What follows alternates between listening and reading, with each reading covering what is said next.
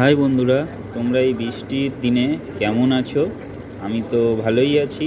তাই এই বৃষ্টির দিনে একটু আমি আজকে খিচুড়ি, আলু ভাজা, মাছ, তারপর খিচুড়িটা বানিয়েছি খিচুড়িটা বানালাম ডিম, সয়াবিন, গাজর, বিনস, চাল, ডাল ইত্যাদি দিয়ে খিচুড়িটা বানিয়েছি।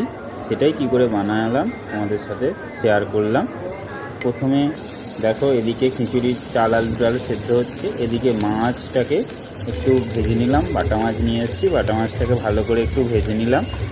বাটা মাছটা দেখো ভাজা হয়ে গেছে। এরপর হচ্ছে ডিমের ভুজিয়াটা করে নিলাম।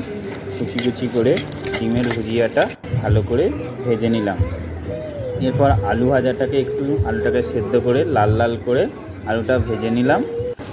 দেখো আলুটা ভাজা হয়ে গেছে। এরপর খিচুড়িটার মশলাটাও করে নিলাম।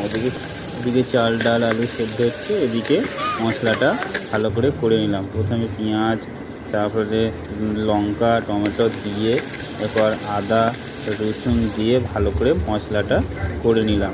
দেখো আদা কুচি আরে সব কিছু দিচ্ছি, দিয়ে মশলাটাকে ভালো করে নিলাম। দেখো নেড়ে চেড়ে ভালোভাবে মশলাটাকে করে নিলাম। দেখো আমার মশলা মোটামুটি রেডি হয়ে এসছে।